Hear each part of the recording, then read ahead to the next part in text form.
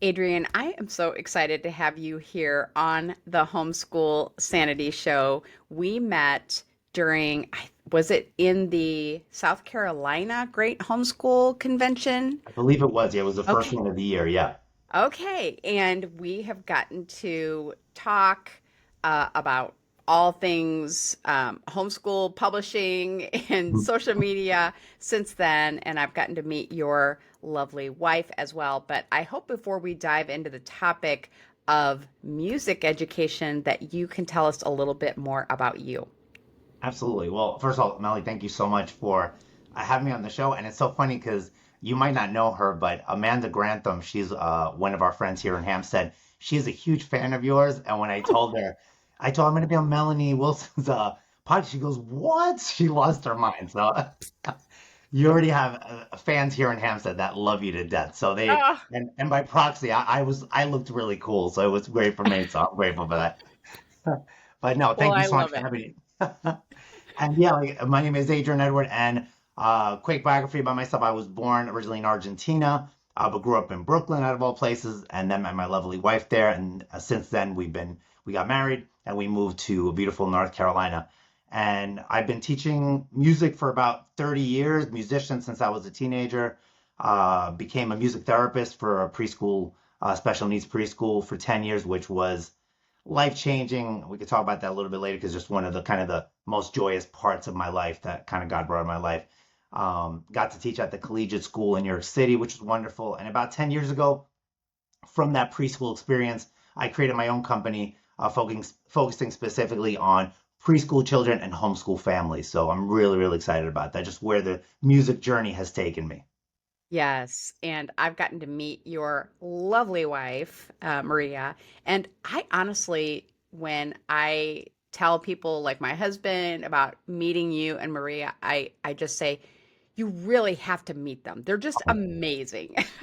So sweet. When you meet someone who in my opinion, when they're full of the Holy Spirit, you just know. And Amen. that is how I felt about meeting you and Maria, and I just feel it's a privilege to get to know you. Oh, and sorry, and I have to return it just because my wife and I talk about you so often, and I just have to let your viewers know something that you did, which you're gonna get embarrassed. I have to tell them, but we were in Missouri and we ran, which was a great problem. We ran out of flyers, and then we went to share that great news because it was still good news even though we ran out of flyers. And what do you tell us? Oh, give me one of your flyers. I'll bring it from flyer. Who does that? Who does that? And next day you showed up with flyers. Anyway, just to say we feel exactly the same and.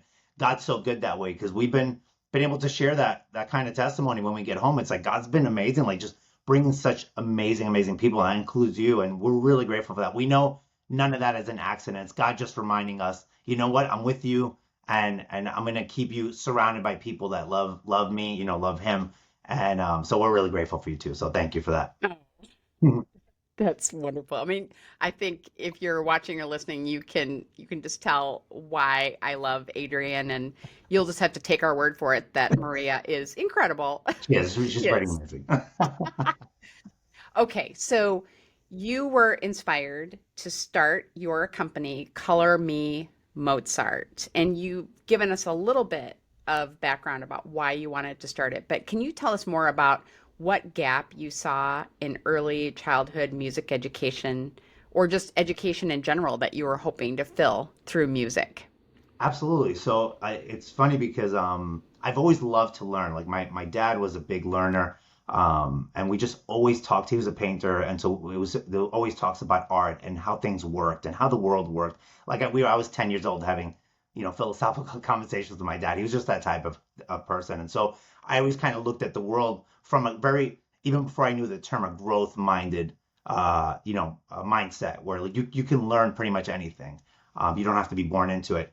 And so when I became a music therapist at the preschool, it's a special needs preschool, I started realizing two things that really stood out to me was that the school was fantastic. It was a school in Brooklyn, but in their IEPs, which are the individualized education programs for special needs kids, there was occupational therapy, speech therapy, all these type of therapies for the kids, which were great. And my role as a music therapist was never in the IEP, I didn't care for my ego's sake. What I didn't like about that was it was if the school had a music teacher or therapist like me, the kids would receive music. If they didn't, then they were out of luck. That's the part I didn't like, that music wasn't taken as something that was extremely beneficial or as critical as other, therapies. And so what I started to do with the kids was, you know what? A lot of these kids, whether they're nonverbal, whether they have any type of developmental delays, they could still recognize basic things like shapes and colors and things like that. So I said, you know what? Let's try some of these patterns with the xylophone. Sure enough, they could, plink out these patterns on the xylophone, and just something inside me, like I was just that day, I was like, okay, there's something here, right? We need to do something with this. And I just felt like the part in my heart that broke for these kids was a lot of times when they got diagnosed at the kind of that preschool age, the expectation from them was less. And that's what kind of broke my heart, where a lot of times they might have a delay in one area, but their brains are firing on all cylinders in another area, and music happens to be one that does just that. And so I got all excited, and I'm like, all right, what can I do for these kids? So I started looking at resources. Hey, let me see curriculums that are out there. And I'm not a big fan of talking bad about other curriculums. I'll just Hmm. say what wasn't available. Either it was so infantile, where it was just music and movement, which again, that's fine. That's a great thing, but it's not teaching them actual music education or language for that, the musical language. Or it was so advanced that you would need a private tutor like myself to teach them piano or music, which not every school had. So I said, wait a minute, there's got to be a way where we can take these basic concepts of what kids know and translate it for teachers that aren't necessarily music teachers. And that's where it came from. It really was out of necessity, out of there's a better way. And I'm a big fan of that. I'm a big fan of looking for a better way to do things. We get used to things sometimes where it's like, well, it's the only way. Well, that's not true. Someone always comes along and asks the question, what can we do better? And I felt like music education is so funny. I always love telling this story. A lot of the music books I use with my private students, I'm like, no joke, they're from the 50s. Like they've been printed for like 60, 70 years. And I'm like, all right. And granted, there's new things, but it's one of those things where music as education as a whole hasn't really progressed that much. And they tend to focus on older kids. I really wanted two things. One, to put it in the hands of teachers and parents that don't know music, and to reach that special needs community, and also to reach kids as young as possible. Like I mentioned, I'm from Argentina. I grew up in a two-language household, and I'm still fluent to this day. So I attributed that.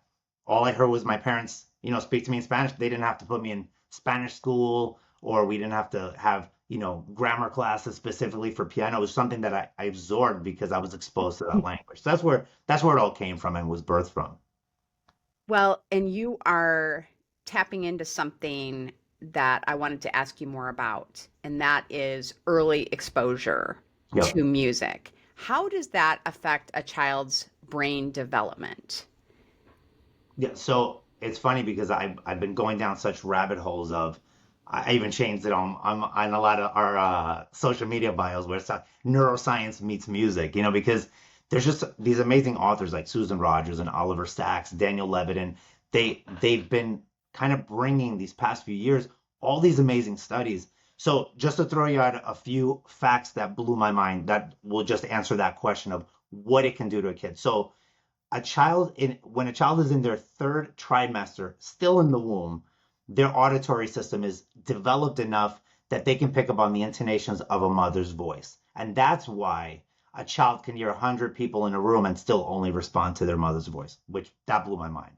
Then another study by Oliver Sacks showed that between the ages of 6 months and 12 months, still very much an infant, very much a baby, the rhythms that we hear are the rhythms that we feel most comfortable with for the rest of our lives. Not even for our childhood, for the rest of our lives. So at first I read that and I'm like, this can't be right. And then I had to admit a couple of things, which I'm embarrassed to admit on your podcast, but I'm going to admit them anyway.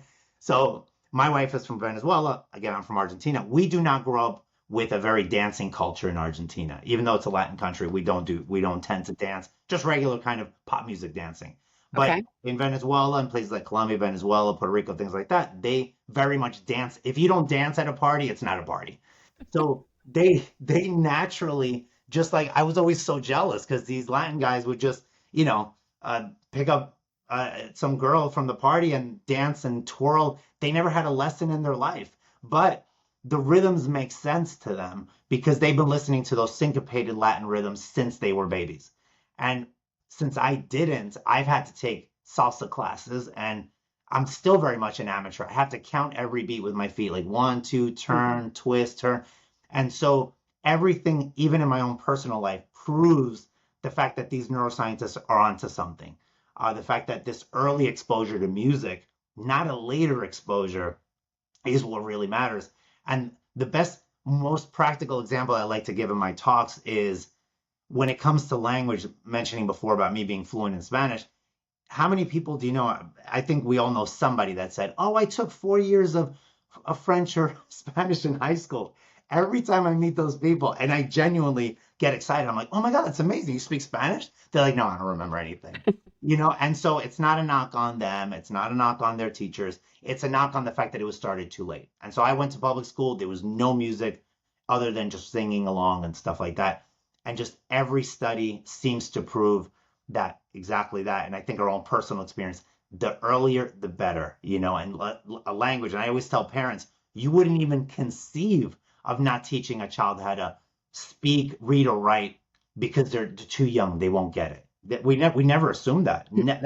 That's not a conversation. That would actually be child abuse. That would be like insane to think about. You clearly, every language, whether you grew up in France, China, whether it's a Russian, Mandarin, it doesn't matter. A child will pick up any language.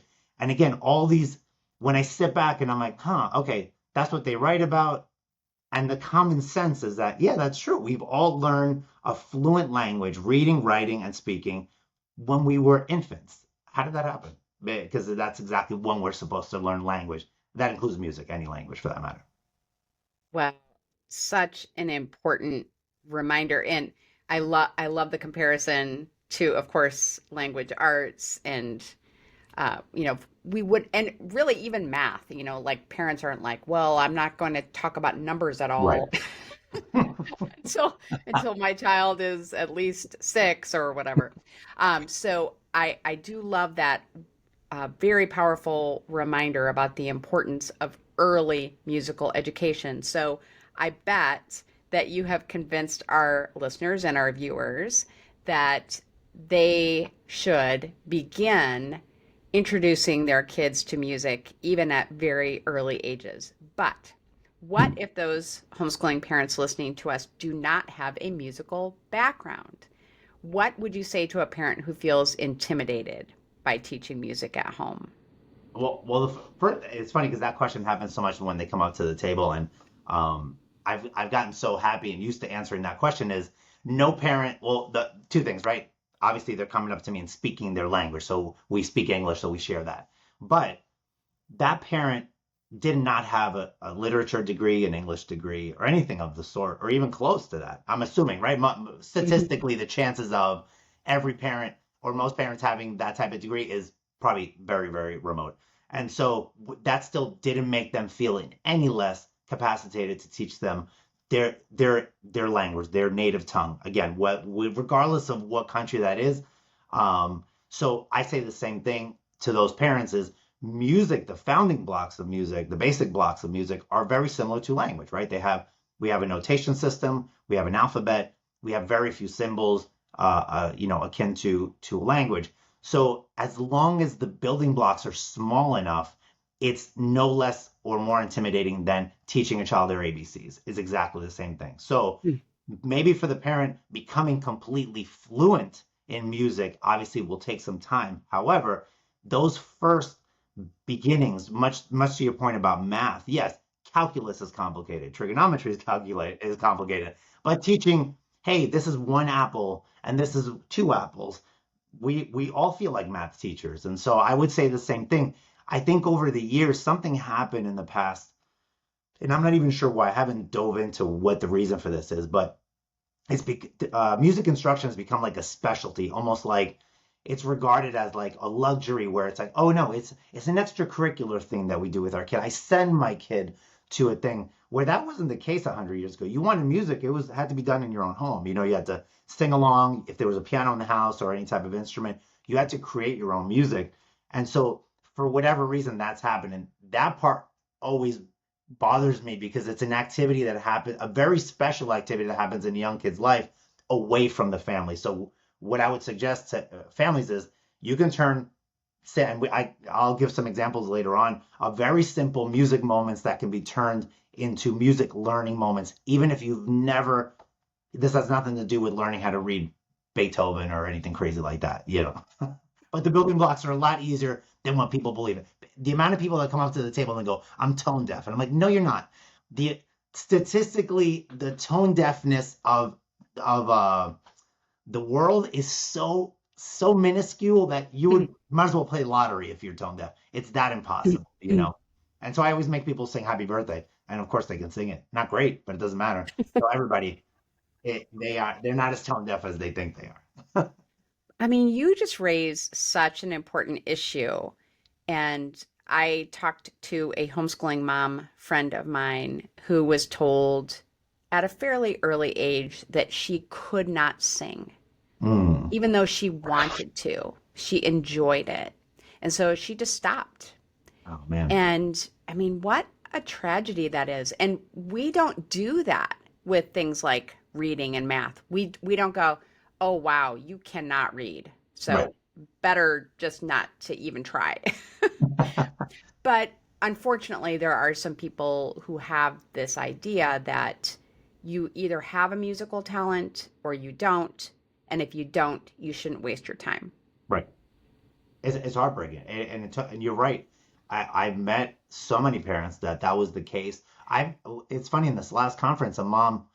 I mean, I have to be careful how, aggressive I come out to parents, because I don't want them to feel like I'm attacking them. But one mom was like, "Oh, we don't want to scare her with like putting too much pressure on her," and it just made me reflect as to what image people have of what music is, like Mm. they're always like, well, I don't want to force them to practice and I don't want to force it. And I'm like, yeah, okay, the intention is correct. But to your point, we never say that about reading and writing. Like never. I've never heard a parent be like, yeah, we wanted to teach our son to read, but we just didn't want him to feel like we were like pressuring it. Like that's insane, right? It's like if you put it in any other context, it makes such little sense that you have to laugh at it. And so we've been trying to kind of just change the conversation about, and that's always hard, easier said than done, but change the conversation about like, hey, again, you're not teaching a kid Shakespeare from day one. You're also not teaching them to like, play Rachmaninoff. And so it's just funny. You're Mhm. so right about that. It's like, I'm so glad that you shared those examples. I would never have thought that people would be thinking that way, but on the other hand, when homeschooling was first becoming more mainstream, there were plenty of examples of families where every single child in the family was a musician and the whole family was touring as a a musical group. And I think homeschooling parents were thinking, "Oh, I don't want to do that." And so it became this all or nothing true. Yeah. mentality. It's either we're touring as a family or we're not doing any music. And of course, that's ridiculous, as you're pointing out. I feel like sports, from what I see, Mm. sports have gotten the same way too. It's like, not to do the nostalgic, oh, when I grew up, but we just went out and played a lot. I still to this day, I love playing soccer. It's something that brings me a lot of joy, but it's for the love of the game. And it's not necessarily, oh, I need to become a pro baller. Same thing with the music. And to your point, yeah, music has gotten that rap. It's either all in or nothing. And I'm like, that's not how music works at all. It could just be this wonderful addition to life that brings richness to your life that can just be enjoyed completely amateurishly, like we enjoy a lot of things, right? Like we don't all grow up to become novelists, but we still love, we're still taught to think creatively and do creative writing and things like that. So I think you're right. We're on a little bit is been skewed where it's like, what's the purpose of this? If there's not this big purpose, but the purpose is that it adds a lot to your life, like art and and music and great books. Like again about reading books. We would always encourage kids read as much as you can. Why? Because it stimulates a part of your brain that otherwise would not get stimulated. And it's just a joy. Yes. It's a joy, just like music Absolutely. is. So I love the message that you have. So, do you have a success story of a child that you have worked with or who has used your curricula that you have developed, who has experienced some kind of growth as a result? Absolutely. Yeah. And so I'll switch her name. We'll call her, well, I was going to say Maria, but my wife's Maria. We'll just Yeah. say Jennifer just to keep, just to protect her name. But yeah, so a couple of years back, actually at our church, we do a little school of music every year. And so I got to start teaching her about 3 years back. And she was the sweetest little girl. She loved to play. However, there was a fear inside of her. Like every time she got around other kids, she would just panic. She would just clam up. And so little by little, as we started doing more and more music and started getting her in tiny groups, right? So we did this small, like mini recital for her where it was just her brother and sister. Then we expanded the next year. I invited her to a bigger group. And so music in itself, you could see there was a spark there, something that brought her joy. However, there was a part of her personality that would not let her. And I think sometimes as adults, in that case, maybe we do get too aggressive where it's like, well, just get out there, face your fears. That's great as an adult because we can monitor our emotions. But when you're young, that could be traumatizing. And so as she got more and more comfortable with herself, with her instrument, with singing, with playing, she's just blossomed. Like now she's no, so she's going to be at our school of music, which we're going to have at the end of July. And she's basically just a different little girl. It's unbelievable how music is so much her personality. Like it gives her strength and kind of permission to be who she wants to be. If she wants to sing kind of like a tough song, she pulls out Taylor Swift. If she wants to be like a happy-go-lucky song, then she does. They're from Brazil. They're so sweet. So yeah, they do some songs from Brazil. She'll do "I'm Yours" by Jason Mraz. She plays with her sister, and she'll still grumble sometimes, but it's the cutest thing because it'll be on stage, her and her brother and her sister performing together. And you could just imagine what that scene is and those memories that she's going to have, that she probably can't even process just yet of what they're going to mean. But it was so cute because her and her friends were here to practice the other day for the youth worship team. And I said, oh, have you been practicing? Because they're going to do a song for a Coldplay song. And I said, "Oh, are you going to do a Coldplay song?" She goes, "Yeah, I asked my sister to play with me, but she doesn't want to play with me." But the funny thing is that actually was a switch because normally she'd be the one that never wanted to play with her sister.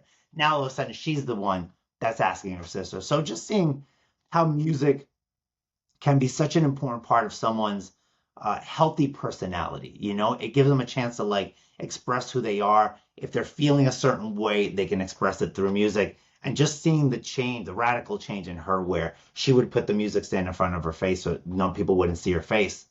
And just seeing her pull the music stand to the side and people wanting to see her, it's just like, it just gives me chills because it's just seeing that change in kids' lives. Like, it just reminds me of like those first few days of why I teach. And I still love to teach, to this day.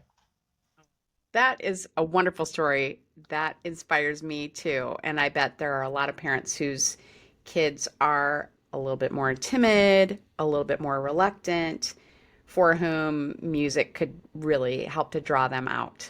Absolutely. Okay, so we've really been talking more philosophically so Hmm. far, and I've loved it because I think it's super motivating and inspiring. But now I would like to have you share with us some practical tips or even some simple routines around music that homeschool families can start using right away. Absolutely. Yeah. So, like our curriculum in general focuses so much on, like I said, very simple concepts, right? One of the concepts that I love is instrument recognition. Just like learning anything in life, we play I Spy in the car, I spy this, I spy a mailbox, I spy whatever, the color red, whatever it is. So, one of the simple activities, even before you start any type of musical training, is just when you're in the car, start asking your kids, hey, what instruments do you think are in this song? Something like that, right? And if you don't know the instrument, look it up, right? So it's like, I don't know what a drum set is. Oh, let's look at let's say it is a Coldplay song. So let's look at who's in Coldplay. Great, there's a singer. What is the singer using? Oh, he uses a microphone. Why does he use a microphone? Great. Oh, he's playing guitar. What type of guitar? Oh, the other one's playing a bass. The other one's playing a drum. You'd be amazed. Like, it's funny because kids love to play music guessing games. Mm. love it. And the more obscure the instrument, the better. So if it's like that Australian didgeridoo, the one that goes, that one, they obviously they lose their minds because it sounds like the silliest sound ever. But just turning, it's funny because I did a reel about it today. It's turning any simple music moment into a learning moment, right? So the one I did today, so that's one thing you can do was with calling out instruments, right? And what's going to happen as a parent is you're not going to know what every instrument is. Like whoever's watching or listening right now, uh, I'm assuming not everybody knows every instrument in the orchestra, right? What a piccolo is, what an oboe is, what a clarinet sounds like, what a bassoon sounds like, what the timpani sounds like, what all the four parts of the strings. You have contrabasses, you have cellos, you have violas, you have first violin. So that even within the strings and the violins, there's all these details.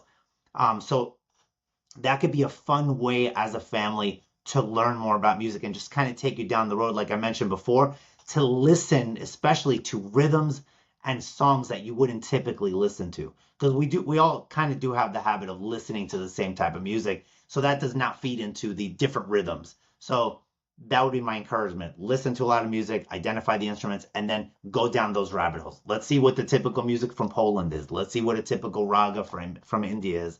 You'd be amazed at how different and awkward the rhythms feel to us. Like it's really interesting when you listen to they're called ragas from India. We're so used to 4/4, like 1, 2, 3, 4. They have stuff in 12, 11. It's just it doesn't feel right to us. So it's really important to like expose yourself and then kids to that. So that's one thing. Then the other thing that clapping is also a great idea, because even if you clap, some songs are in 3, some are in 6, some are in 4. So even doing that little thing. So if you're listening to a song, just go 1, 2, 3, 4, 1, 2, 3, 4, counting out loud, solidifies rhythm. And then whatever, most houses have some type of instrument at home. And that's always my talking point when people come to the conferences is you have the instrument, you can use it and it doesn't have to be that complicated. So those are practical things you can do outside in terms of if you wanted to start a curriculum like ours, or there's other curriculums out there as well, is starting those basic building blocks, but more importantly is doing it together. This is not a plop your kid in front of the instrument. And we're trying to get parents to see that this is something you do in tandem with your child, not separate. It's not like I'll teach them a little bit and release them into the music world. No, it's you learning together with them. It's sharing that together. You'd be surprised how many people ask me. They're like, "Oh, but do I have to be there?" I'm like, "Well, yeah, don't you want to be there?" It's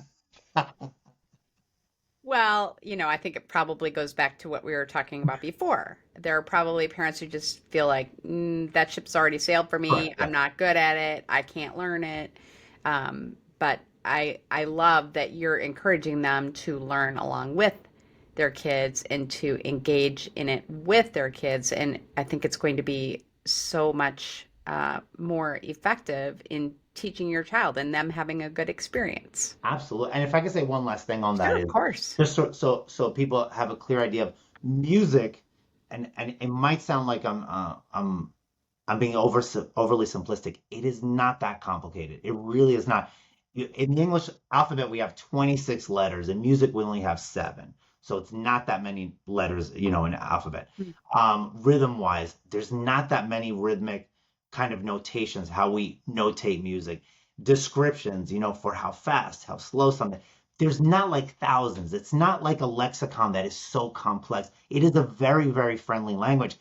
And it's friendly because, and it's so funny, it cracks me up, like, because maybe we don't see this in movies, but I'm hoping the parents listening to this can identify. The garage band was a big thing for me growing up, where kids just got together in a garage. So that should tell you how friendly music is to learn. When teenagers can just pick up instruments and go inside of a garage and just have a blast. Do they sound like Coldplay yet? No, but you can bang out music. Music is the learning curve for music is very, very, very friendly. Just like anything in life, to take it to the professional level, but that goes for anything. Like you said before, math, simple addition is easy. Obviously, becoming, a rocket scientist is complex. So I think we just need to bridge the gap of realizing there's a difference, like you said before, I think parents have this idea of like, no, it's that ship has sailed. It's too hard for me. But I just assure everybody watching and listening, it is not in the least. It is not. Definitely. Okay, so tell us more about Color Me Mozart. What is involved with that? What kinds of lessons are there? Yeah, just tell us how it works. Of course, yeah. So, in its kind of in its complete program, it's a 2 year homeschool curriculum for preschool age kids. So roughly that 3 to 6 age range. And again, for parents that have never done music. And the way I structured it is, I modeled it after kind of a school year. So there are about 75 lessons in total. We recommend about 1 week, and they're all taught by me as if I was in the home with you. So since I've been teaching for so many years, I made sure that it's exactly what I would do. So it's got like thousands of hours of test running with kids as to the way it's structured. It's meant to be repetitive in nature in terms of not only reviewing what we're learning, but also it gives them something to expect. Like when kids watch Sesame Street, hey, there's the intro song. Hey, now we're going to learn about a letter. Now we're going to meet somebody famous. So we structured it exactly the same way. So it's not just random, even though it feels kind of varied enough that you're like, oh, every lesson's new. But like I said before about the instruments and about what we're learning, but it always starts with sing-alongs. Then we learn about instruments. Then we listen. Then we practice clapping patterns. Then we learn about whatever notes. And the most important part is then we actually learn how to actually start playing songs. So we always attribute each note in the beginning to a shape and a color. And what we want to do over the course of those 2 years is wean them off of that. And I should say this, the reason we start with shapes and colors is because instead of trying to bring the preschooler to where we are in our adult life, we meet them where they are. So preschoolers on the whole, they'll know their shapes and colors. And so we wean them off over those 2 years very, very slowly, and then go morphing those shapes into traditional music notation. So by the end of 2 years, both the parent and the child will be able to read music notation in its entirety. Very simple. Again, going back to what we said about simplicity, is they'll have a very basic and solid understanding of the basic foundations of music, so that whatever, in that case, private teacher kind of inherits them after that, we'll already have a child that knows what they're speaking. Again, they'll be like, hey, oh, this student knows how to read music already. Oh, they understand what a French horn is. Oh, they know what a trumpet sounds like. They can clap basic rhythmic patterns. And the parent, and imagine, my favorite part to share is all the beautiful memories that you get to have as parents and as a family. And then we encourage little recitals to celebrate milestones. It really is just two things: to celebrate music and to celebrate family doing things together again, which seems to be sadly going the opposite direction with how modern life takes us away from that, between screens and things like that.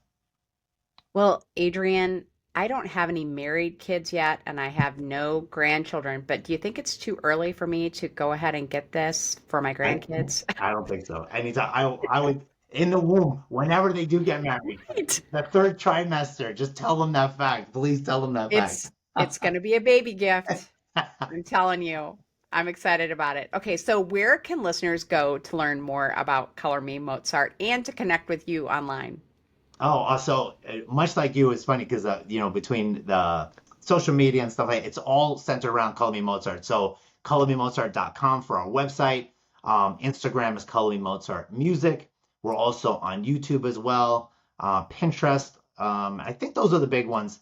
And yeah, they can find us if they want to write an email, Adrian at colormemozart.com.